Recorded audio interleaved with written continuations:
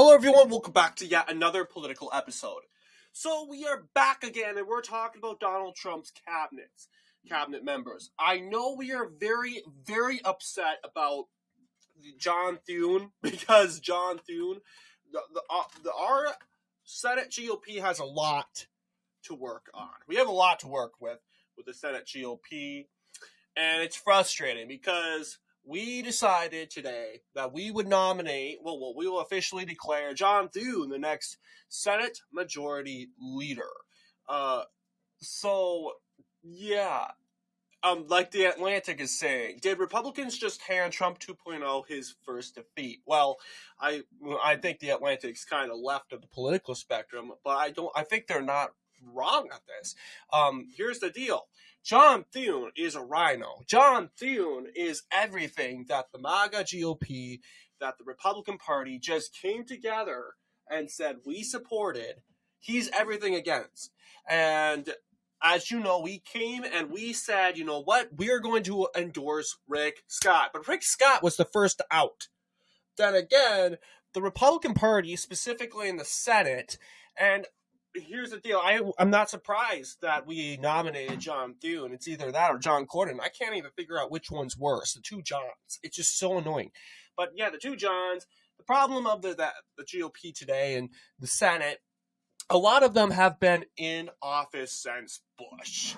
I want to kind of take a look. List of U.S. senators by duration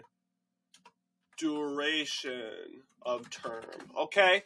Longest serving U.S. senators currently. I don't want list of members of the United States Senate. I don't want, seriously, I do not want, I want current members. Senate. Okay, no, this is ridiculous. I want current serving members of the United States Senate. Which one's been there the longest? List of U.S. senators, current U.S. senators. By longest serving senators, yeah.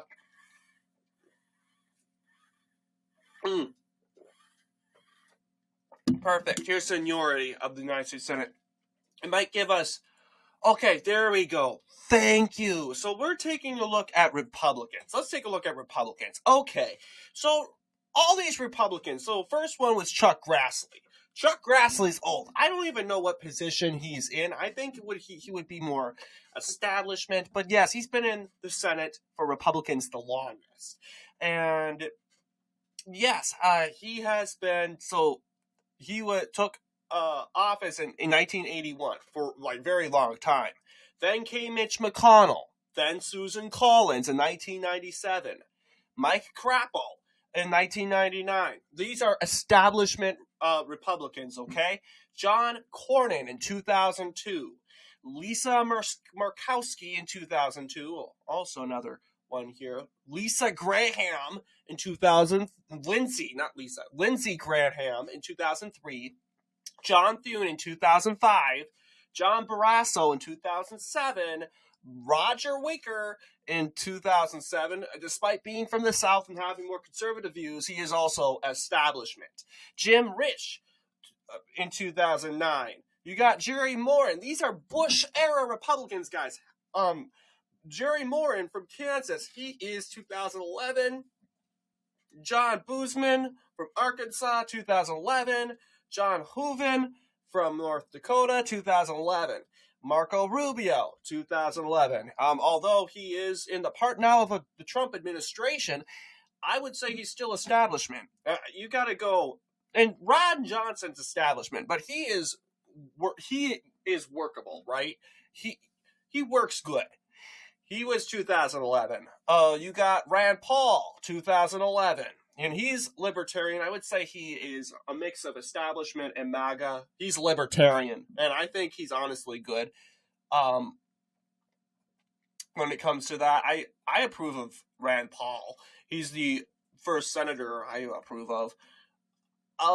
Mike Lee, 2011. Tim Scott, 2013. Ted Cruz, 2013. Deb Fischer, 2013. Shelley Moore Capital, 2015. Bill Cassidy, 2015. James Langford. And James Langford's another rhino. Oh, is he a rhino? Is he a moderate? Because he eventually became the whip, I want to believe.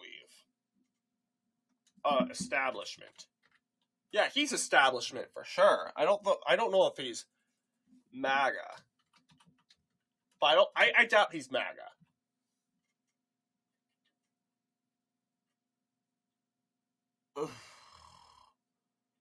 Yeah.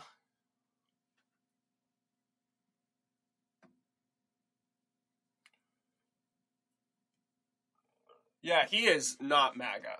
Looking at that article, not MAGA, and he happens to be second in command, which is really, really annoying. Tom Cotton, another a neocon, 2015. Steve Daines, 2015. Mike Rounds, 2015. Tom Tillis, 2015, or I'm just going to call him Thomas Tillis.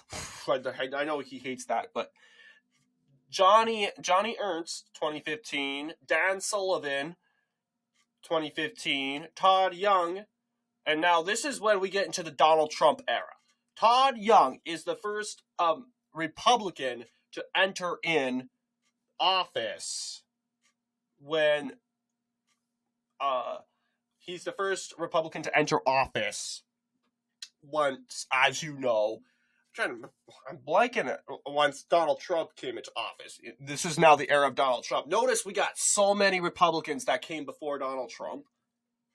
I'm not as surprised, because what we need as we continue to progress on, Donald Trump won't be around anymore, but it's up to us to keep the MAGA movement going. It's up to us to keep these silly Bush Republicans a part of the Bush era. Let them be stranded in the Bush era. Don't let them come walking into the MAGA era.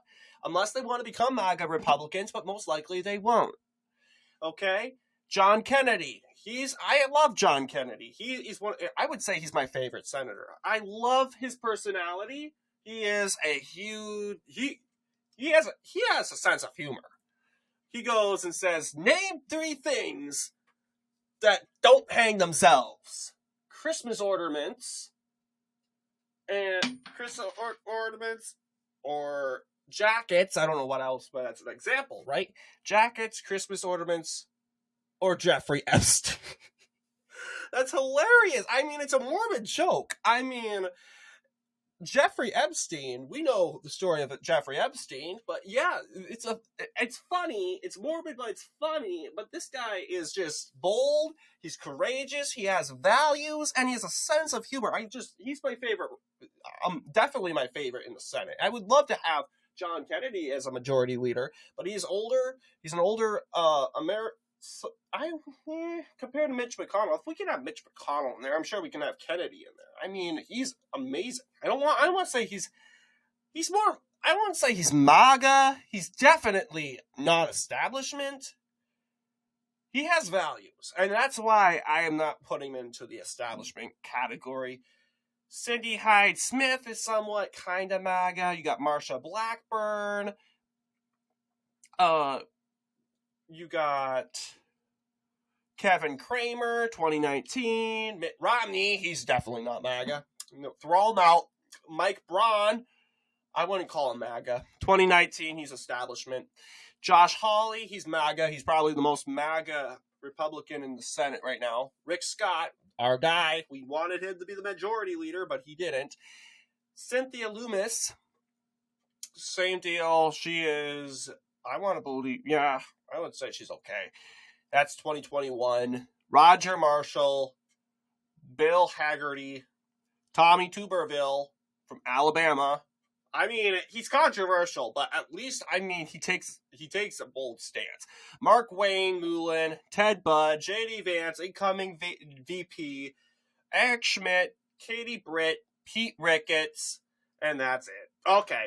Yeah, you see, we were outnumbered by a bunch of establishment Republicans, so you're not surprised, okay? We're not surprised. And we happen to get the worst out of the worst, John Thune, who is absolutely a rhino. This guy goes and just stabs Trump in the back. I mean, he's coming out and he's saying, hey, I want to help Trump. I'm going to help appoint Trump's new nominees. I hope you will, Mr. Thune. I really hope you will. Because if you don't and you give us any sort of problems, we are going to find a way to kick you out. We cannot kick you out right now. We can't, and I oppose kicking Thune out, specifically because if we do what we did in 2023, with no exact prominent cause, then we're going to lose elections, guys. The reason why we lost bad in 2023 was we were unorganized. If we are going to kick Thune out, we need to come up with a plan. Senate GOP needs to figure out, okay, who's going to come in. Who's going to be the next majority leader. We got to come up with a plan. We got to do it swiftly. Okay? We cannot go and kick the Thune out and just figure out who's going to be the next. That's stupid. That is just ridiculous. I oppose that 100%. Now, I know a lot of us, the dark mold of the day was Thune becoming the majority leader. I actually really hoped that we could have got, and I was excited when I saw Scott announcing his bid, and because I think Scott, he's not perfect, but he is a start. He represents a transition from the old greasy establishment that supports funding wars and people dying in wars that don't need to be fought to a somewhat of America first candidate, a actual conservative that focuses on home, not other countries. So I absolutely supported Scott, and it's unfortunate that he had to be the first one out. And really, once Cornyn and Thune went at on it, I'm like, forget it. I turned it off, and I'm like, I don't really care who wins. Like, oh, Thune won. Whippy, I guess. I would have said the same thing with Cornyn. Whippy, Cornyn won. I mean, are you kidding? Either one. It's just so, like, they are so, why do we have to have these silly establishment pawns in our party? We need to move on. But unfortunately, we're not moving on anytime soon. I mean, we'll see how it goes. I'm praying. I want John Thune to do a good job. I have to trust John Thune. We have to trust John Thune, guys. If we keep budging this guy and poking this guy with our spears, he's going to turn against us on day one. We need to lower down the criticism and kind of have faith. Okay, we are Republicans. He's not like Liz Cheney. I get he wants to work with Trump. If he was a Liz Cheney, I would totally oppose him, throw him out immediately. But we'll take your word for it, I guess, Thune. But we have our eyes on you. Do not screw this up. We have so many nominees to get through. I mean, these cabinet members. So far, we got a list of individuals. J.D. Vance, the vice president. We're talking about Secretary of State. The incumbent Secretary of State is Marco Rubio. Meaning that, guess what? I have news from you. We have specifically, I have to refer to the said new incumbent senator. And I'm saying, hey, it can't be Matt Gaetz because Matt Gaetz is now the Attorney General. Who is it going to be, you may ask? I would say Byron Donalds. I would love to see Byron Donalds. I mean, we lose a MAGA member of the House of Representatives, but you know what? The Senate needs more of them. I do not know what to tell you. And Ron DeSantis, he's establishment, absolutely, but I got to tell you, he better choose wisely. The last thing we need is another neocon in the Senate. I mean, Marco Rubio's a neocon. And the good news of him leaving the Senate is we got one less neocon out.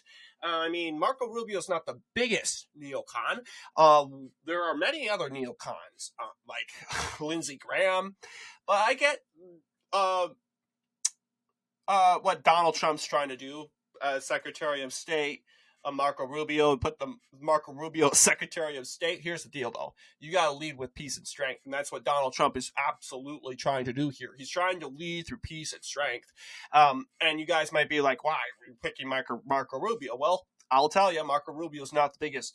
Yeah, he's a neocon, but he's not like Lindsey Graham and John Bolton. You want to avoid those neocons. You want a negotiable neocon, like Marco Rubio. I am not a fan of neocons personally, but this is the Republican Party. We're a party of neocons and introverted Republicans. So here's the deal. And here's the reality. We kind of have to work with these Republicans, these so-called neocons, and kind of I would like to have them gone, but you know what? We can kind of convert them slowly. Marco Rubio, here's the deal.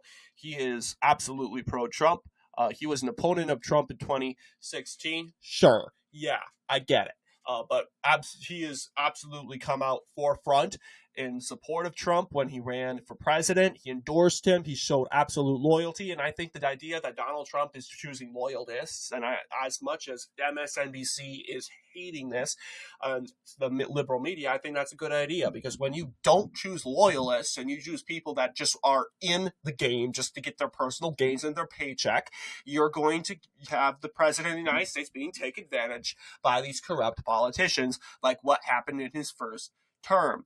Okay, we need to prevent that. And yeah, I don't trust Marco Rubio all the way, but I know that, you know what, he would probably do a better job than most. Now let's take a look at the Secretary of State of the Treasury. You'll see we got someone from Minnesota, and he's actually from Forest Lake in Washington County. So I've been to Forest Lake. It's interesting. I could go over there and visit him. It's like 50 minutes, an hour away from where I live. I don't want to leak your address, though. I'd probably get arrested, but I don't want that to happen. But yes, he's the presumptive nominee. But Donald Trump said, I want him. Pete Hegseth. And this guy's a veteran. Yeah, he's a veteran. He is TV host and Army veteran from Minnesota. Yeah, I'm happy to have Pete Hegseth in a part of the Secretary of Defense Secretary Hegseth. Hope you'll do a good job. I'm glad to have you in there. Matt Gaetz, you are probably the one that took the headlines of attention today. You're taking as you know, the Attorney General. And as much as the left hates you for it, I think you'll do a great job. Here's the deal. As much as the left likes to go over and say far right, I wonder how many times has Wikipedia said the word far right in this article? Let's see. Far right. Observers have described his views as far right. Former Special Forces Officer Kent has campaigned with far-right U.S. Representative Matt Gaetz of Florida. Oh, no! Like, how many? We know he's a part of the Freedom Caucus, and we know that they've already threw the Freedom Caucus in the far-right. It's saying Gaetz has endorsed the white nationalist Great Replacement theory. I don't think he endorsed.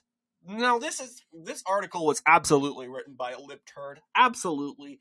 I don't think Gaetz would go endorse Great Replacement theory. We know it was taken out of context. For instance, he probably went out and said something like he didn't acknowledge Great Replacement theory existed. Like, really? I don't think Great Replacement theory exists, in my opinion. They would go out and say, oh, North Star Elections has confirmed and endorsed that the white nationalist Great Replacement theory.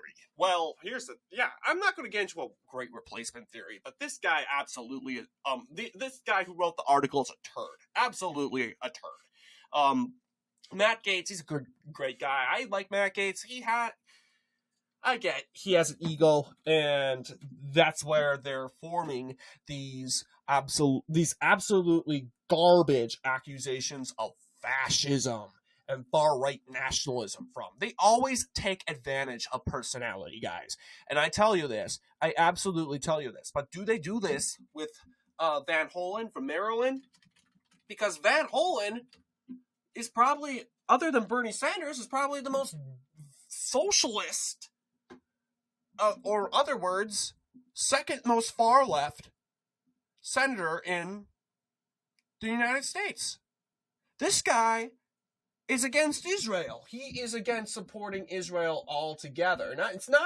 He doesn't even give a you-know-what about national security or give any sort of, like, he's not that type of guy that, oh, I don't support Israel because I think we should put American interests first. No, this guy does not like what Israel's doing. He didn't like Israel even before the war.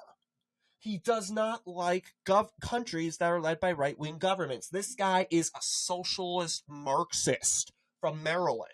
Do they say everything? Like, let's pull up Chris Van Hollen. I mean, yeah, Chris Van Hollen from Maryland. Let's see how Wikipedia treats him. I see no article or nothing from the article saying he's far left. Let's see if we put the word Israel in here, because he's known for his anti-Israel views. Yes, and even in the Bush administration in July 2006, Van Hollen urged the Bush administration to support a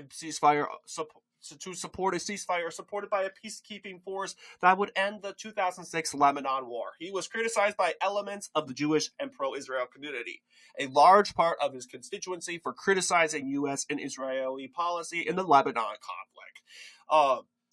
The follow-up comments, Van Hollen indicated that his original comments were meant as a critique of Bush administration, whatever, but did not retract his position, and other members of the local Jewish and pro-Israel community defended him. Interesting. Good. I mean, but that doesn't mean his positions have gotten so far left. That doesn't mean that he isn't a far left turd, okay? Because you have so many Jews that run around and support Free Palestine. Yeah, this is 2006. The pro-Israel community supported him back then. Do you think they support him now? Come on. This guy he's justified Hamas. He refused to condemn the terrorist attacks. They spend more time demonizing this guy than they do with this guy. This is ridiculous. We know the Wikipedia and the left and the articles in the media, they're more focused on this guy, far-right extremist. But really, guys, I have to tell you, fascism was gone, 80 years ago. The people that lived through fascism are dying. They're a part of what is called the silent generation. Why are they called a part of the silent generation? Because they're dying. They're barely alive anymore. And we're saying fascism's fully alive in the United States, even though communism, your mother, your father, my mother and my father, witnessed the fall of the Soviet Union. They grew up when communism was going spiral around the world. They grew up in the Cold War. So communism should be more of a concern, but no. Really, they're not anti-fascism.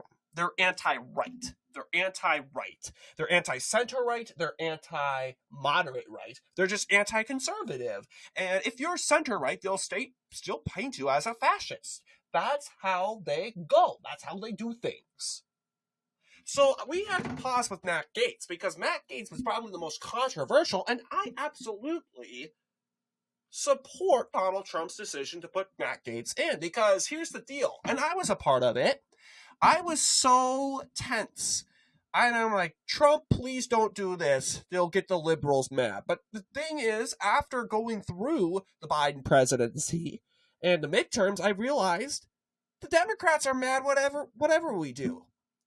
Let's just say we put Susan Collins in there. They're going to be mad regardless. They'll still hate Donald Trump regardless whatever he does.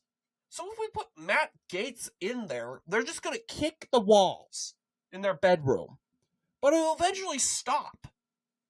And they act so surprised. But even though they told us, they says, Trump stirs the pot with shock cabinet picks. Well, CNN, you've been telling us this whole entire time that Donald Trump's an extremist. So, what do you mean it's a shock? You're saying Donald Trump's an extremist? Matt Gaetz is an extremist. Wouldn't an extremist put the extremist in his cabinet? Is that a shock? CNN just exposed the lie they have been shoving in our faces for years now. They're shocked that Donald Trump would do this. Yeah, of course you are, because you don't really think he's a fascist. You see through the lenses. So, our Secretary of the Treasury is to be determined as of right now. Secretary of Agriculture, to be determined. Secretary of Commerce, to be determined. Secretary of Labor, to be determined. Secretary of Health and Human Services, to be determined. Secretary of Housing and Urban Development, to be determined. Secretary of Transportation, to be determined. Secretary of Energy, to be determined. And here's the thing. Secretary of Education, the Department of Education. Here's the deal, guys. In this channel, we have no choice. We need to shut down the Department of Education. They act so scared. Oh my goodness. Department of Education being shut down. They look at the word and they say shut down like it's scary. And here's the thing about these liberals. They think of it so emotionally. No, we're not necessarily permanently destroying the department. No, we're transferring the issue of education to the states, like it should be. Because when you have the Department of Education that is being failed and not being run correctly, can't be run correctly, and you have silly, stupid teachers running around, spitting their woke ideology into our kids' faces, we give them so many chances for the last 3 years, cut it out, they will not listen, and guess what? The consequences start coming out. Because you won't listen to us, here's what you do. We're taking away your right. Well, not your rights. They'll go away. We're going to take away your privilege. Okay? That's a better way to put it. Not your right. They're going to take my word. And they're going to say, oh, that's so bad. But we're going to take away your privilege. We're going to say, hey. And their privilege is having the federal government, big government, control education. Because as long as big government controls education, the woke teachers can do whatever they want. Nope, we cut it. Nope, we're going to allow the states to control. That means not just Florida, but other states, red states, can decide if we can, by law, if we can remove porn books and magazines from schools, which I absolutely support. We're not banning books. We're saying, hey, the school cannot provide this sort of content in our boundaries, in our premises. Period. Nothing wrong about that. It's a school choice, which we absolutely support. Secretary of Veteran Affairs, to be determined. Secretary of Homeland Security, Kristi Noem. That means, with that being said, Lieutenant Governor will take office. Lieutenant Governor of South Dakota, that is the new governor, Larry Roden, and he will take office. The potential 34th governor of South Dakota.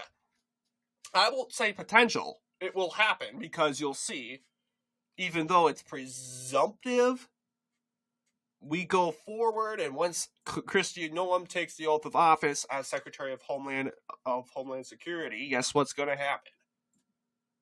Larry Roden will take his oath of office in, I don't know, is it Pierre, South Dakota? Pierre, South Dakota. It's not the capital. Yeah, Pierre. Yeah, he'll take his oath of office in Pierre. Yeah, and we'll go from there. Absolutely. And yeah, we'll get a new governor. We love Kristi Noem. She was one of the most popular governors, probably the most popular governors in the Midwest. I'll tell you, she was a great governor. Of course, I'm not from South Dakota, but then again, no one knows who Larry Roden is. Even I don't know who Larry Roden is, but he's going to be the new governor, unless he goes and backs out. They're saying potential. because he doesn't really approve of it. He hasn't really spoken out about it, but I'll guarantee you he's the lieutenant governor. What ended up happening with the former governor of Rhode Island, Gina,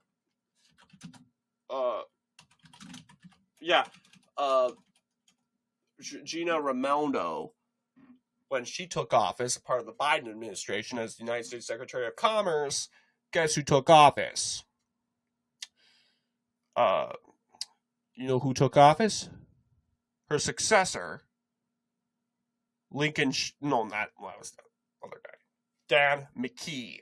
Okay, he was lieutenant governor, and he took office after Raimondo of Rhode Island resigned to be a part of the United States Secretary of Commerce. So that's supposedly what I'm expecting with what will happen with Larry Roden. But yes, here's our cabinet level officials. Here's our White House Chief of Staff. We got Susie Wiles, obviously, we got that. The administrator of the Environmental Protection Agency, Lee Zeldin. Probably another, of course, we talked about him. Tulsi, another one. Director of National Intelligence, Tulsi Gabbard. Congratulations. I'm happy to see you in the cabinet. Director of Office of Management and Budget, to be determined.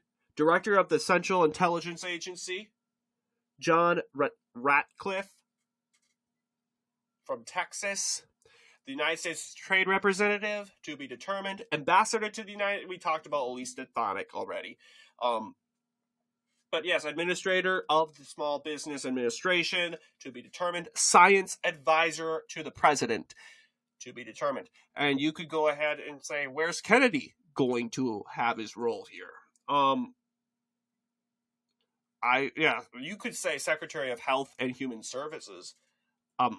I would say that would be the perfect. That would be leaping from joy if I see Kennedy here. I think it's about time you'll find his seat here. Where's Vivek? Come on. Where's Vivek? Come on. Oh yeah, Vivek.